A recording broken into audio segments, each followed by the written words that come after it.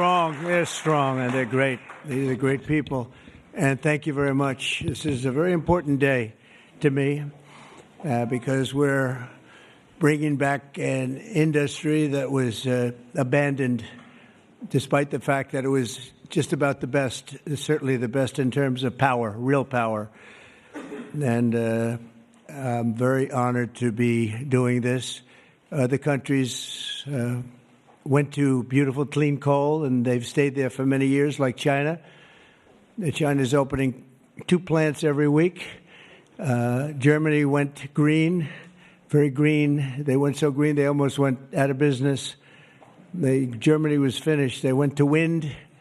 The wind wasn't blowing too much. And they went to all sorts of other things. You know, the Green New Scam hit Germany too. And guess what? Now they're back to coal. They're opening up coal plants all over Germany. We're the ones that aren't doing it. I call it beautiful, clean coal. I told my people never use the word coal unless you put beautiful, clean before it. Right, Doc? So we call it beautiful, clean coal. Beautiful, clean coal. So today, thank you. Today we're taking historic action to help American workers, miners, families, and consumers.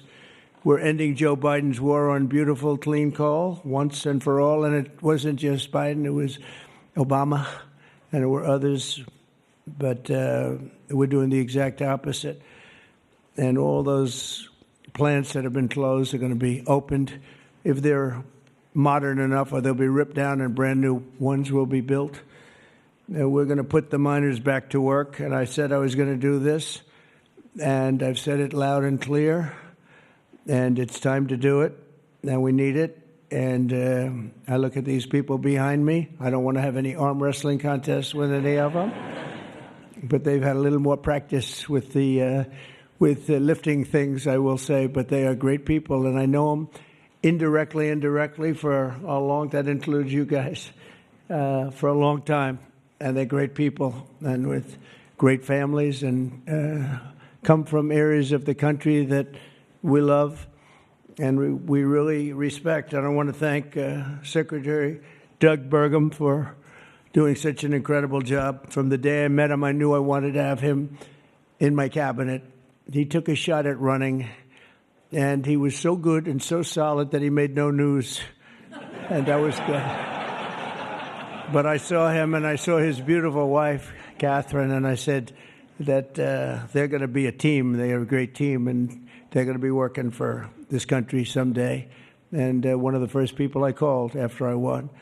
So thank you very much. And along with the Energy Secretary, Chris Wright, and I was going to make Doug actually the Energy Secretary. And he said, sir, you have one person who's much better than me at this, Chris Wright. I said, who the hell is Chris Wright? I have no idea who he is. And then I learned that he's the most respected person in the energy business by far, far and away. For Doug to say that Doug's got a big ego, it was very tough for him to say that. Catherine was there, right? Catherine, you said, wow, I've never heard that before. But Chris, you guys are fantastic. Stand up, all three of you, please stand up.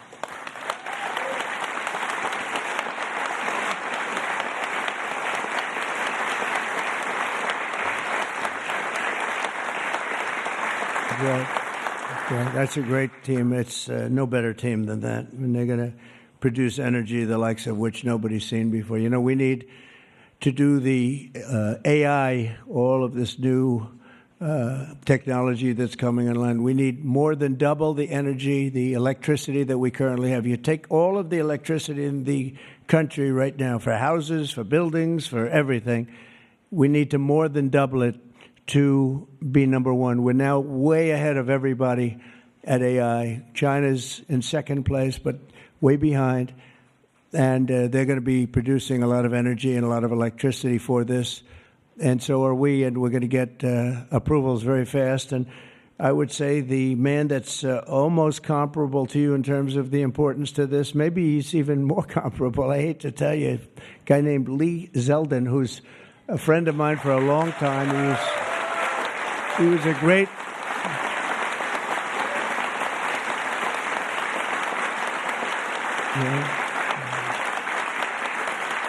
Lee was a great lawyer, and he ran for office, and he won immediately. I gave him a very important endorsement. He won for Congress in an area that was unwinnable. He couldn't have, they were all saying, why is he wasting his time? That's Democrat territory. And I liked Lee and knew Lee, and he ended up winning a seat in a massive upset. Nobody knew what happened, actually, and then he was there for a long time. How many years were you there? 8 years. Was very popular, and then he almost ran. He almost won the governorship of New York, which is lost by a few points, which was an amazing run. And I said, we got to get you in with us in some form, and we did. And he's head of the environmental agency, EPA, and doing a great job. And I said, if we have a nuclear power plant, Lee, can you get it approved in less than a month? He said, what?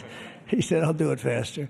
And by the way, he'll do a fast job, but he's going to do also a great job. It's going to be an important job. We don't even smile about it, but, you know, I've been involved in the approval process for a long time, having been in real estate. And you go years and years and years for absolutely nothing. And even in those days, I used to say, you know, this whole thing could have been approved in a week or 2 weeks or 3 weeks, and it would have been just as good. But they'd take you down the path, and you'd spend years waiting, and then sometimes you get rejected. I wasn't rejected too much. I was the king of zoning. I did well, but it was such nonsense. It was so terrible. The process was so terrible. But this is the big leagues now, and he's the head person in the whole country, and I appreciate it, and I appreciate you doing it. And already they're respecting you very greatly. So thank you very much, Lee. Great job.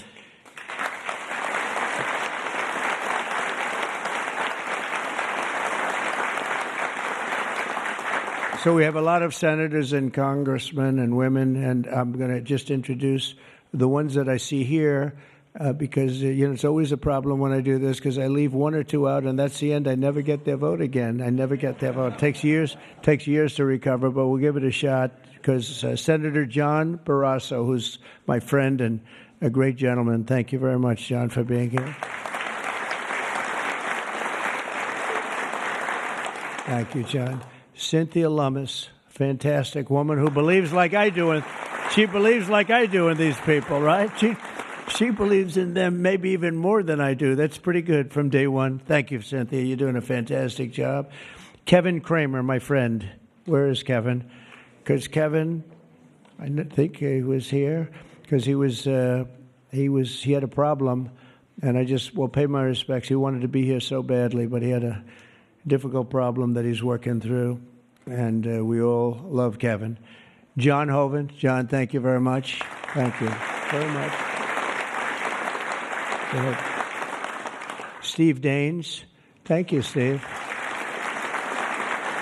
And Steve is a picker of great candidates, like he picked a guy named Tim Sheehy, who's here. Where's Tim? Where is Tim? Thank you, Tim. And Tim Sheehy has turned out to be a wonderful senator, and that was your pick. And we went with it, and you were right. And we have a great one in Tim. So thank you, Tim, and thank you, Steve. Shelley Moore Capito. Shelley, thank you very much. West Virginia. From West Virginia, she has to you have no choice. Even if you didn't like it, you have to like all, right? But they were doing a number on you. They were doing a number on you with the coal stuff. And you have not only coal, but you have among the best coal anywhere in the world. So thank you very much. A friend of mine for a long time, I'm the one that got him to change his religion, in a sense. He changed the party. He went from a Democrat. I said, Jim, you're not a Democrat. But he changed to Republican. He's one of the most popular Republicans and one of the most popular political leaders in the country, Jim Justice. I call him Big Jim. Big Jim Justice. Good. You look good, Jim. And he was in the business. And so am I doing the right thing? You would know better than anybody in this room. Am I doing the right thing, Jim? Huh? I think so, right? Thank you very much, Jim. Cindy Hyde Smith. Cindy, thank you, hon. Very good. Good job. People are going to be happy. And all friends of mine. Mike Lee. Mike, thank you very much. We have a lot of people from Congress, congressmen and women, representatives. Morgan Griffith. Morgan, thank you. Thank you very much. Bruce Westerman. Bruce, thank you, Bruce. Bob Latta. Thank you, Bob. Good job. Troy Balderson. Troy, haven't seen you in a long time since that early race. I endorsed him before anyone knew who he was, and he ended up winning. That was another surprise, right? That was a long time ago. Yep, you're doing a great job. Thank you very much, Troy. Carol Miller. Carol, thank you. Carol, West Virginia. Riley Moore. Riley. Hi, Riley. Thanks. Mike Boast. Mike, thank you very much. Troy Downing. Troy, thank you. Oh, he has something. What is it, coal? Is there coal in that bag? Huh? Even better, it's clean coal. I like it. I'll take it right now. Thank you very much. Hal Rogers. Hal, thank you. Thank you, Hal. Andy Barr. Thank you, Andy. Good luck with everything. I hear good things. Troy Downing. Troy, thank you. Thank you very much, Troy. Hal Rogers. Oops. Harriet Hageman. Harriet. Hi. How are you, Harriet? We just left Harriet. This is one of the finest attorneys you will ever see. I have seen her in action, and she is brutal. I never want her against me, that I can tell you. Dan Muser. Dan. Thank you, Dan. Thanks, Dan. Good job you're doing. Wesley Hunt, my friend, too. Wesley, great. I love your commercial. Pete Stauber. Pete, thank you, Pete. Great hockey player he was, right? Great hockey player. And a great gentleman just broke the record of Wayne Gretzky. The great one is Wayne Gretzky, but we have another great one, too, huh? Just broke the record. It was great. Governor Greg Gianforte. Greg, nice seeing you. Good, Greg. Thank you very much, Greg. Bill Lee. Bill, thank you very much. Patrick Morrissey, West Virginia, just got elected. Mark Gordon. Mark, thank you. Thank you very much. And we have a lot of others, and I'm in trouble because I don't know.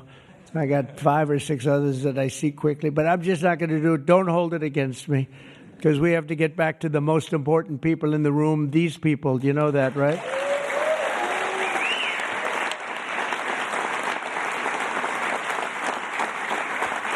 So the energy workers and the coal miners in the area that I'm standing on, and that's a lot of weight on this platform, so I don't know what's going to happen.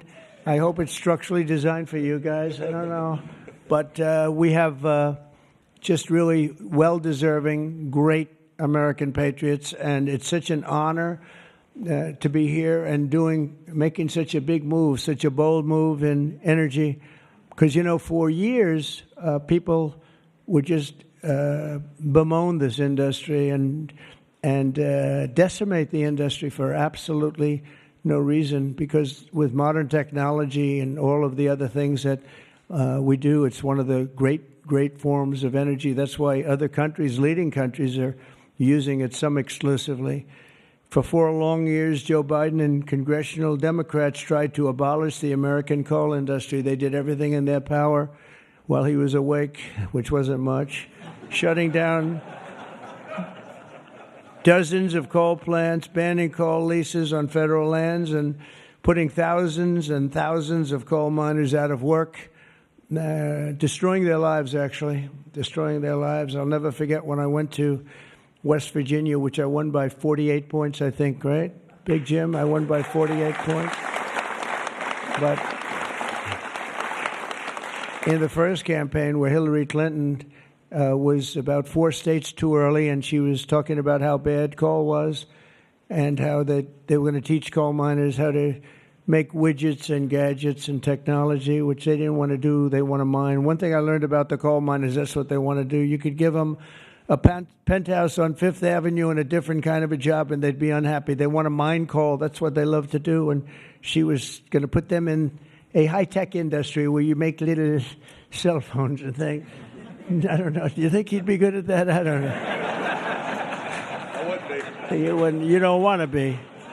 And she was brutal about 3 weeks before, but then she had a problem. She went to West Virginia looking for votes, and that was a bad situation. You remember that? And there was a coal miner around the table with his family, and he was in tears because of what they had done to him and his family.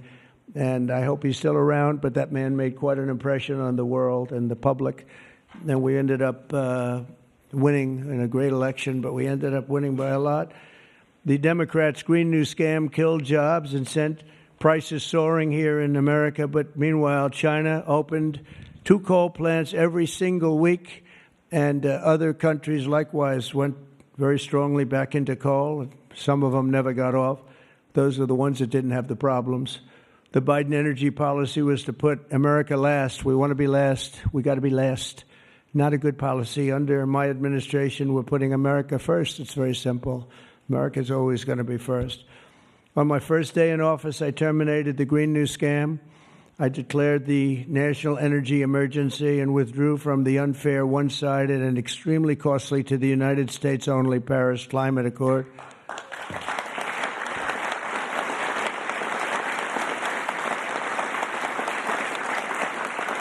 You know, under the Paris Climate Accord, we had a terrible situation. We would have paid over $1 trillion. Think of it, over $1 trillion. And Russia was paying almost nothing. Russia had a 1992 standard. China was paying nothing.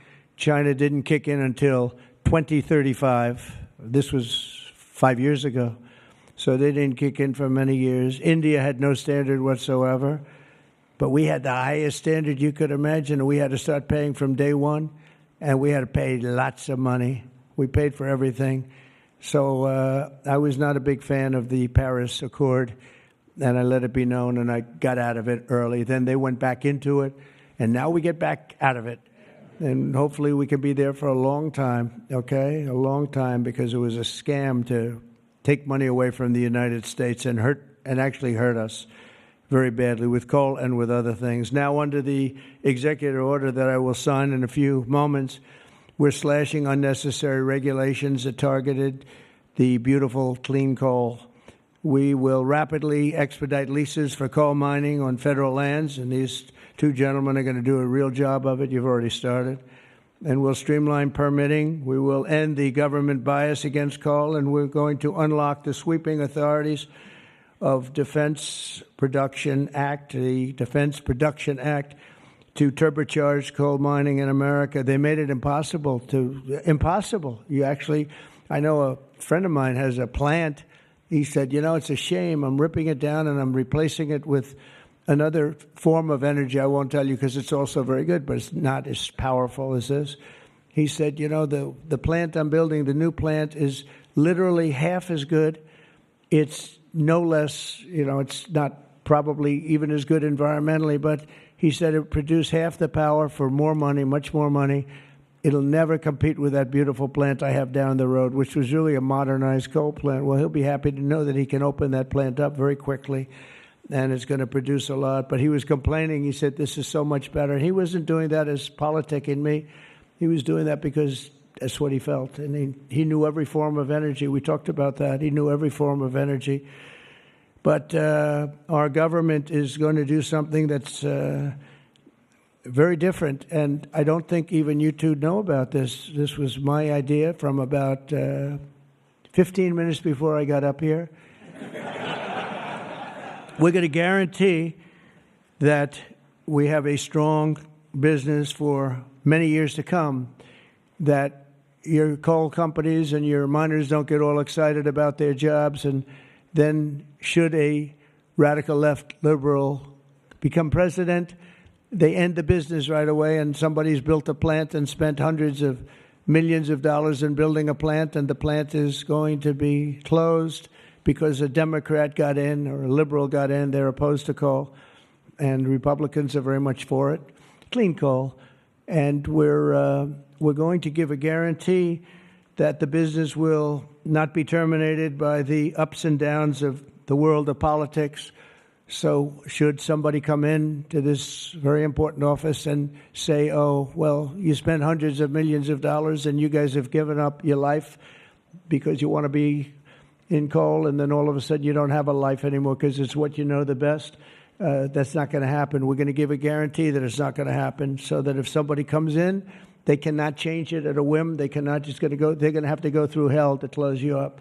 All right, so that's pretty good. We're going to give that in the form of a guarantee that we're writing on right now structurally and from a legal standpoint. So your investments are going to also be protected.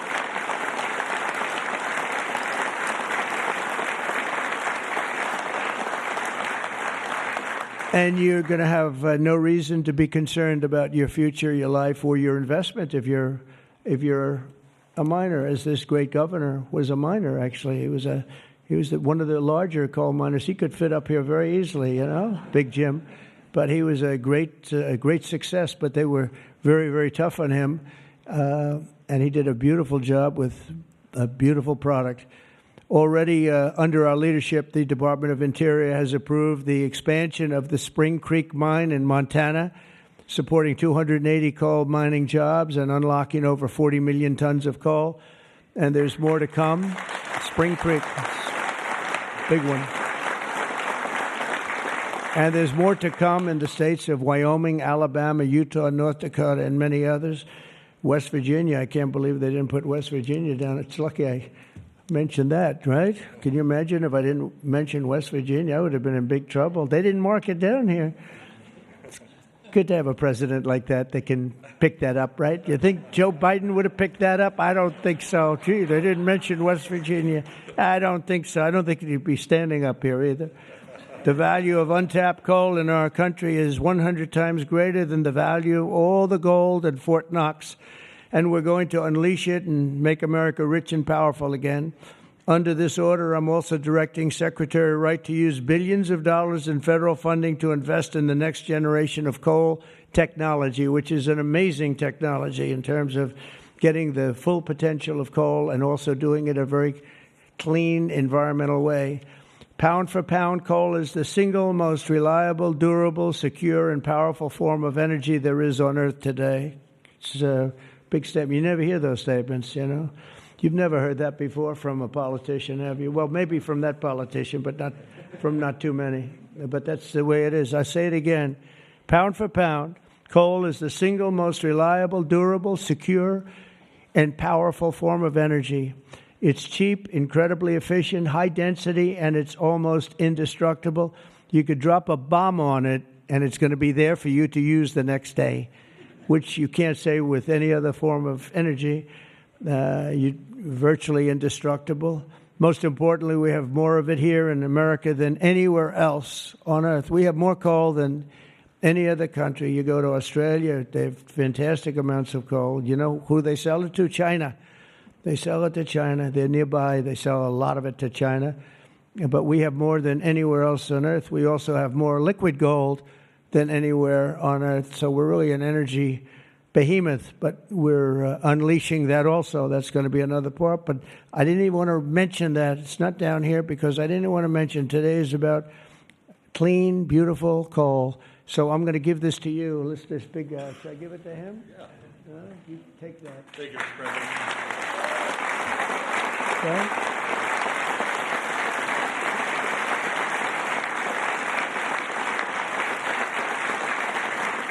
For example, we believe it's possible to extract enormous amounts of critical minerals and rare earths, which we need for technology and high technology in the process of coal mining, making in America the mineral superpower of the world, actually. In addition, I'm instructing the Department of Justice to identify and fight every single unconstitutional state or local regulation that's putting our coal miners out of business. And we are withdrawing all of those objections from our government today. It's all being withdrawn. So all of you people that have been fighting for your lives, we are withdrawing all of that today. We have excellent lawyers, excellent. Have you noticed that lots of law firms have been signing up with Trump? $100 million, another $100 million for damages that they've done. but they give you $100 million, and then they announce that. But we have done nothing wrong, and I agree, they've done nothing wrong. But what the hell? They give me a lot of money considering they've done nothing wrong. And we'll use some of those people, some of those great firms. They are great firms, too. They just had a bad moment.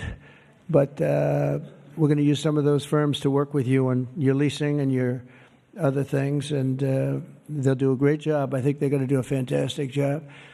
And for those of you that want to know the tariffs, you've been hearing about tariffs, we're taking in almost $2 billion a day in tariffs. $2 billion a day. And we're doing very well.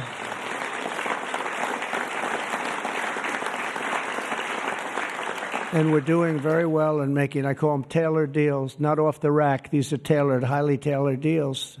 Right now, Japan is flying here to make a deal. South Korea is flying here to make a deal, and others are flying here. I mean, my only problem is I'm not sure I have enough. We're going to have to use those great law firms, I think, to help us with that. But we're going to probably do that, actually. We're going to use them, and we're getting them for the right price because we need a lot of talent. We have a lot of countries coming in. They want to make deals. If I told them about making those deals 2 years ago or 3 years ago or 5 years ago, they'd be laughing at us. Now they're all signing up. Mike, you know that. So it's going to be a great thing. But we're think of that, $2 billion a day. That's a lot of money. That's a lot of money even in the coal business, isn't it? Huh? It's a lot of money. And America's going to be very rich again very soon. You're going to see that happening. You see it all along. And it's so that whole situation that, it was somewhat explosive. But if we didn't do that, we wouldn't be talking the way we're talking right now. It's been amazing what's happened. Sometimes you have to mix it up a little bit, but we've had great consideration. We've had talks with many, many countries, over 70. They all want to come in. Our problem is can't see that many that fast. But we don't have to because, as you know, the tariffs are on and the money is pouring in at a level that we've never seen before.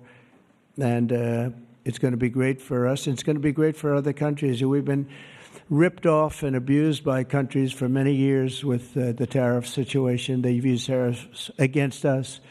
We didn't use tariffs against them or in any way. I mean, we just didn't use them of any monumental proportion. And so we are doing it now. We have tariffs on cars. We have tariffs on lumber, tariffs on steel and aluminum. Steel plants are going up because of it all over the country. We have 25% tariffs on steel and aluminum. And I think the steel workers like me even more than the coal miners like me. I'm pretty sure that that's true. We have, instead of having no steel business, I put them on originally in my first term. We wouldn't have had one steel mill in the United States if I didn't do that. And now we upped it, and we not only are we taking in a lot of money, but we're protecting our workers, our steel workers. We're protecting our steel industry. And one thing that steel and things like steel you need, because you need it from a defense standpoint. You need steel for your tanks and your planes and your everything. And certain industries you can get away with not having, but others you need, and steel is one you need. So I want to let you know that's in full force and effect. And literally as we speak, I spoke to executives in the steel industry over the last few days, and they're all coming in to build plants in the United States of America, because if you build them in the United States, you have no tariffs to pay. There are no tariffs to pay, zero. If you build them outside using outside labor and hurting our businesses, and you send your product in, you have to pay a price for that, and they will be having tariffs, as you know. It's an amazing thing. This has been something used against us for many years by other countries, China in particular, but others, not just China, others, and taken advantage of us, ripped us off, and left us for dead, frankly. And I believe if I didn't become your president, I believe that this country would have had problems like they've never had before, because it was serious damage in so many other ways, not only the border where people came rushing into our country from prisons and jails and mental institutions, murderers, drug dealers, and some vicious criminals. 11,088 murderers came into our country. We have to get them out. We're getting them out. 11,088. Of that number, half committed murder on more than two people. And this is what they allowed into our country with their open border policy of lunacy.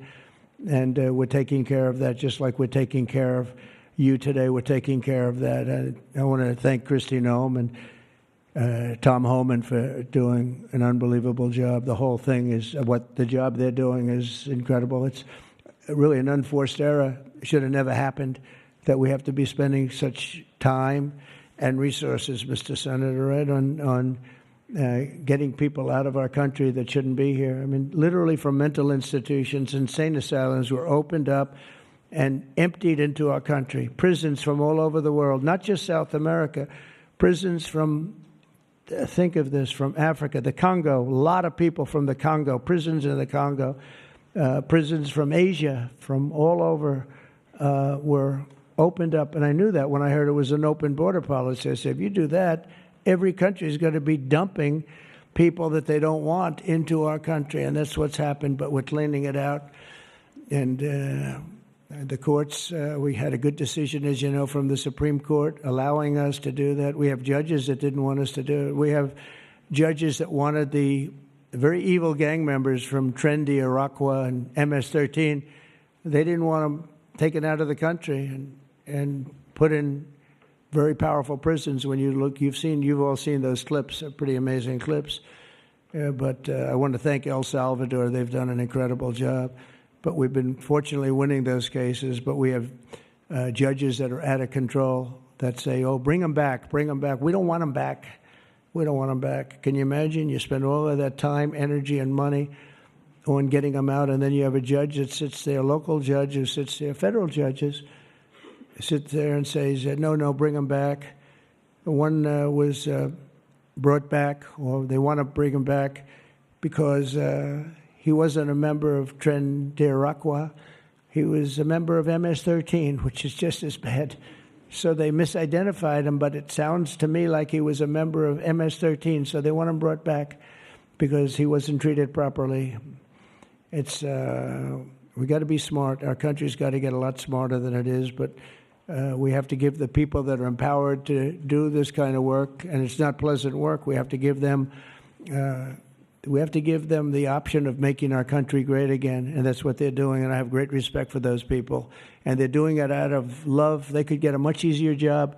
They're doing it out of love for our country. It's so important. Just like I'm doing this with coal today for love for our country. Earlier this afternoon, I signed another executive order to strengthen our electric grid by ensuring that coal-fired power plants are always available to meet surging demand for electricity. Unlike wind and solar, coal plants can run 24 hours a day in rain, sleet, or snow, and you will not be subject to the incredible blackout situation that's taking place in California, where they have blackouts all the time. It's an amazing thing with California. They have blackouts and brownouts at levels that nobody's ever seen before. And all they want to do is keep going the way they're going. And they're doing a very poor job. As you probably heard, I released billions of gallons of water going in from upstate California, from the most northern parts of California. Probably comes in from Canada to a certain extent. Thank you very much, Canada. We appreciate it. And I released it. It was being sent out to the Pacific Ocean. I've been working on Gavin and some of the politicians for years, and they didn't want to do that because they were protecting a smelt, a fish that was perhaps in trouble, but it's not unique to that area. And because of that, you had numbers, you had fires. Nobody's ever seen anything like what happened. Think of what it would have been like if you had fire hydrants that had water in them, if you had sprinkler systems in houses. A lot of these luxury houses where they had beautiful sprinkler systems, there was no water. They had no water to put out the fires. Water is very good for putting out fires, you know. They just didn't learn it. But we now have millions of gallons, billions actually, they say, of gallons of water pouring into California from the Pacific Northwest, I guess they would say, mostly Pacific Northwest, but other parts of the northern sections of California and beyond. And it's a beautiful thing to see. I saw a picture of it this morning. The water's just flowing down there. I said, why didn't they do this? I told them to do it my first term. I said, do it. And I don't know. I think the second term is just more powerful. They do it. When I say do it, they do it, right? And we actually had to do some pretty strong things to get them to open it up. They had, think of this, they had all that water pouring out right into the Pacific. They had a big valve, like a giant valve as big as this room, and they turned the valve. Takes 1 day to turn it, and they face it toward the Pacific Ocean, and the water, all that was coming down, all millions and millions of gallons coming down, they put it into the Pacific Ocean, which for the Pacific Ocean is like a drop of water. But for California, it would have been unbelievable. So we did it. I'm very proud of the fact that we did it. We did that against a lot of heat and a lot of environmental nonsense. From now on, we'll ensure that our nation's critically needed coal plants, as an example, remain online and fully operational. They're always going to be operational. And again, we're going to have guarantees that government cannot close them down, close you down, and destroy your lives. To that end, I'm also instructing Secretary Wright to save the Choi coal plant in Arizona, big plant, which has been slated for destruction. We're going to keep those coal miners on the job. Going to tell them to just remain calm, because we're going to have that plant opening and burning the clean coal, beautiful clean coal, in a very short period of time. You know all about that, right?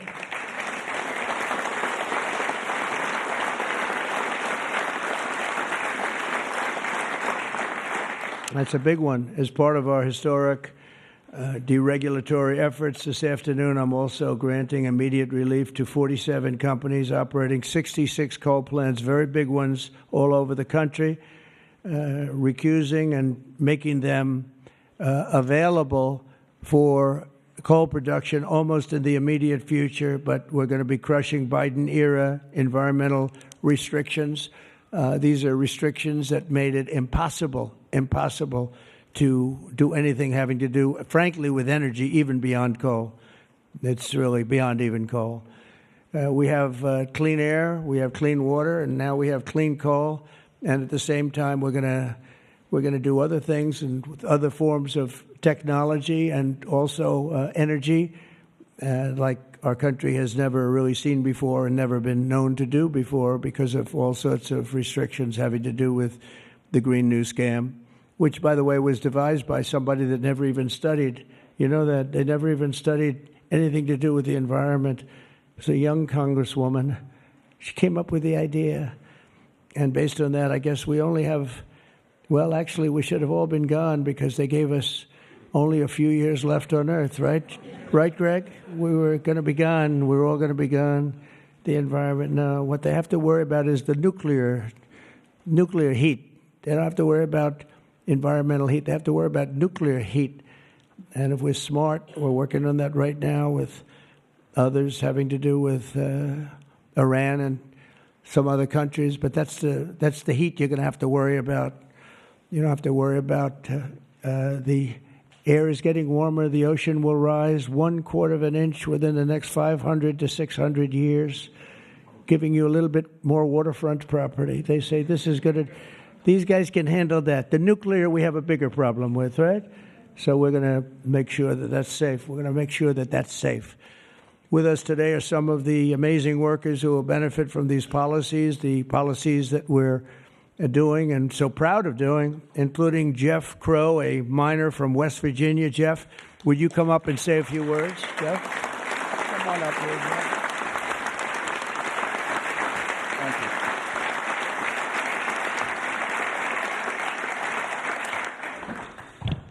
Good afternoon, Mr. President. I want to first thank you for having me and my fellow miners here. It is an honor and a privilege to be a part of today's events. I believe this past November that America clearly spoke about what we wanted for our country. It is reassuring for Americans to have a president in office who will truly put the United States of America above all else.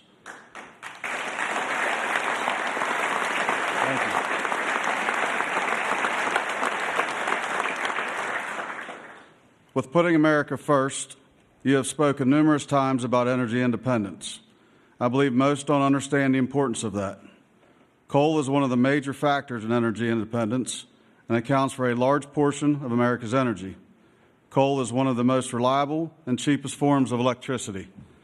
For too long, coal has been a dirty word that most are afraid to speak about. Most of those that would speak negatively about coal do so from an uneducated standpoint. Many are unaware of the engineering and technology that are used in today's mining to create a clean, energy-efficient product. All of this is done while using the safest practices in the industry. Speaking for West Virginia, coal provides approximately 50,000 jobs for those that work in the mines and the businesses that support them. It also accounts for over 50% of West Virginia's export product. To name a few, we employ engineers, teachers, physical therapists, accountants, truck drivers, high school and college graduates. All of these occupations and graduates have turned to the coal industry to provide a better way of life for them and their families. Everyone in our industry works long hours and days to provide a reliable energy product, and too many times it goes unnoticed. I've personally worked in the industry for 23 years. I choose to do this daily to provide my wife and children with the life that they deserve. Prior administrations have done all they could to eliminate the coal industry. Sorry, one second, I'm getting there. In my opinion, they have done so with an unethical and uneducated approach. But we are still strong, we are still here, and we are still needed in order to make America great again.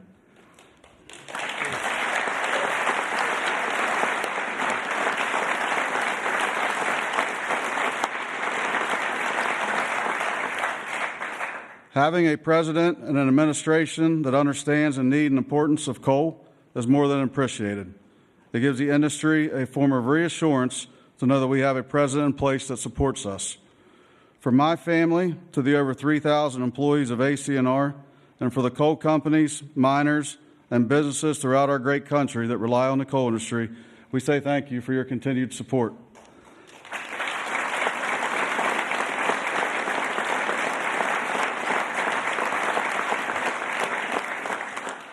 I personally thank you for what you do for our country and for our industry. It has been my pleasure to be here today to help you usher in the golden age of America. That's good. Thank you. Thank you. Thank you. Appreciate that. Thank you.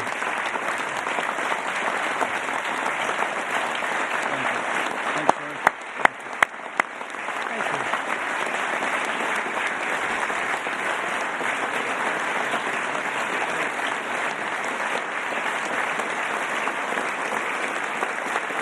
you. You did a good job.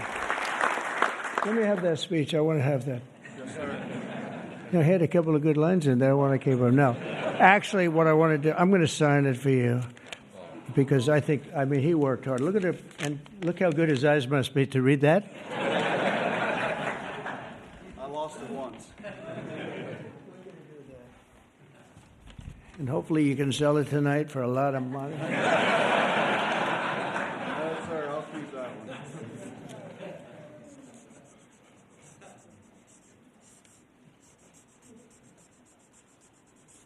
That's great. Thank you very much.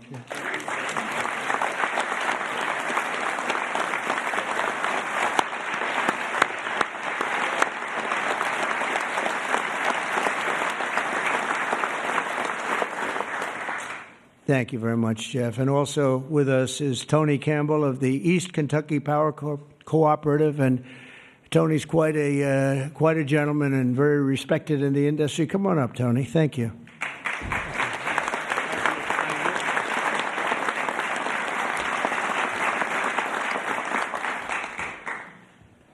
Mr. President, on behalf of East Kentucky Power Cooperative, the National Rural Electric Cooperative Association, and electric cooperatives across this America, thank you for your leadership to restore American energy dominance. Electric co-ops keep the lights on for 42 million Americans across 56% of the land mass. We are owned by the communities and businesses we serve and provide electricity to growing communities, new data centers, and manufacturing plants. Mr. President, electric co-ops are powering America, and we are proud to partner with you and your administration to power America into the future.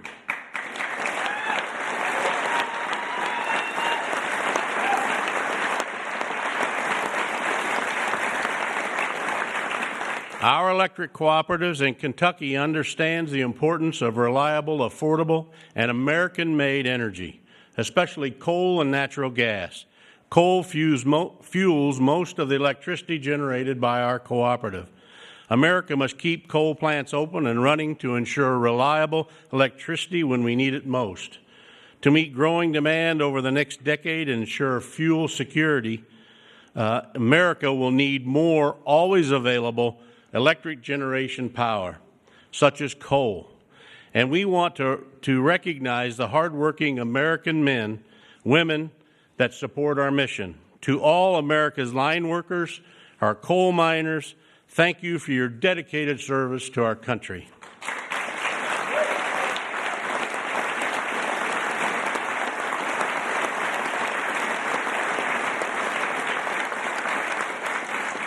Affordable and reliable electricity is the cornerstone of our economy, especially American manufacturing. However, too many government leaders have pushed policies that have made our electric grid significantly less reliable and our energy too expensive. That begins to change now.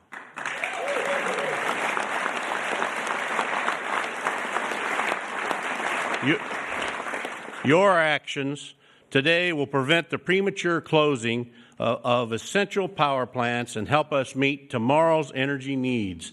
And they will help us continue to deliver reliable, safe, and affordable electricity. Mr. President, thank you in particular for providing immediate, much-needed relief from the Biden EPA regulations that would force the shutdown of critical coal units.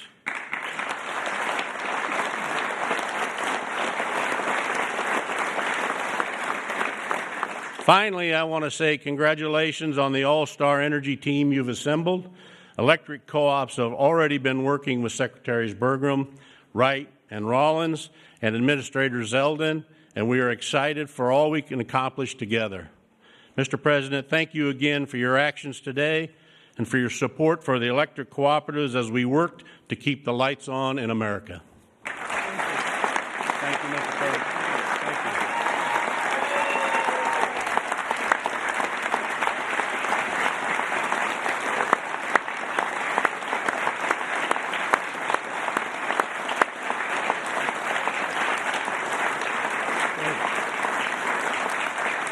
Thank you, Tony. Thank you very much, Tony. Appreciate it. Every day under the Trump administration, we will continue to lower costs for American families, create jobs for American workers, and very importantly, unlock unlimited amounts of affordable American energy, including, as I said, and I'll say for the last time, beautiful, clean coal. Our country is blessed.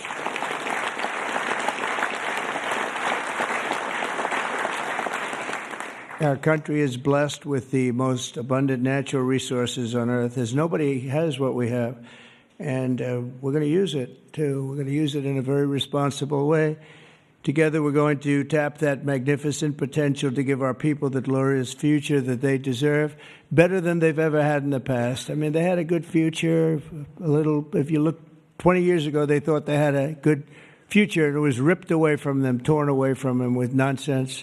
And we're not going to let that happen. This is going to be a glorious future for them. And I want to thank everybody for being here. And I want to thank you and you and you and that whole group and our senators, by the way, and our great congressmen and women for being here in such a large number, because you've been helping us make these decisions. These are big decisions, and this is a really big one. And this is one that's going to be, I think we're going to look back and with great pride at what we've done today, not just in putting people to work, but at really reawakening our country. And thank you very much, and thank you all for being here. Thank you very much. Thank you very much.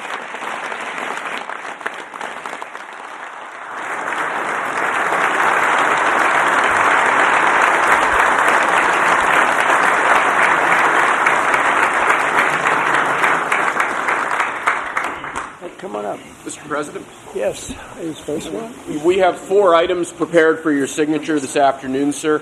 The first of these executive orders it may be one of the most significant executive orders of your administration thus far. This directs all departments and agencies of the federal government to end all discriminatory policies against the coal industry. This ends the leasing moratorium that prevents new coal projects on federal land, and it's going to accelerate all permitting and funding for new coal projects to allow the coal industry to flourish under your leadership, sir. That's great. Thank you.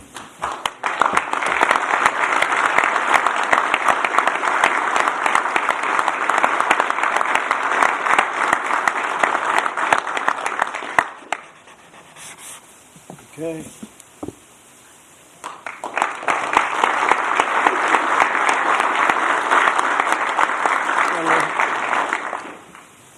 Sir, there are currently dozens of coal plants in America that are in imminent danger of being forced to close based on unscientific and unrealistic policies enacted by the Biden administration.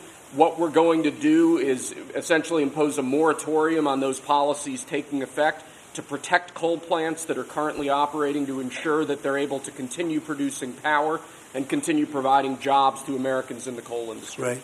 Thank you very much.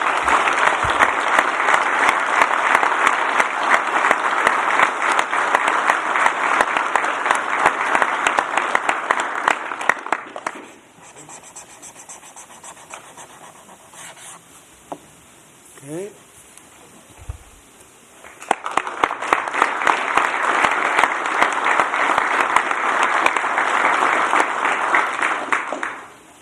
Sir, you've made grid reliability and security a key focus of this administration.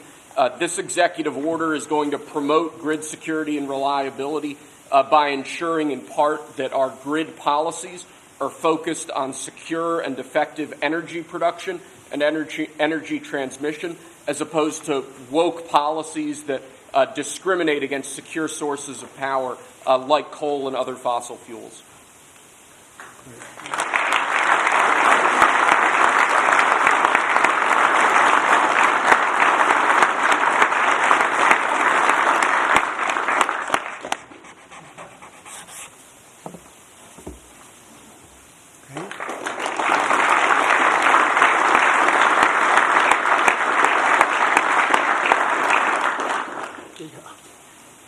Lastly, sir, one of the biggest problems we have in this space is Democrat states, radical leftist states, enacting policies and enacting an agenda that discriminates against coal, against secure sources of energy. Many of these policies are unconstitutional and illegal, and with this executive order, you're going to be instructing your Department of Justice to vigorously pursue and investigate these state policies that we believe are illegal or unconstitutional. Good. Thank you.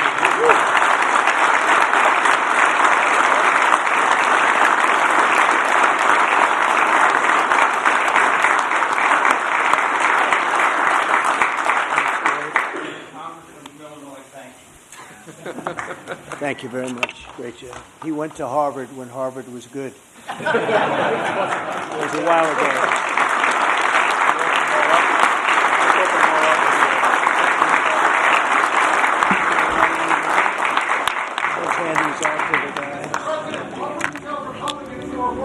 Harris, sir.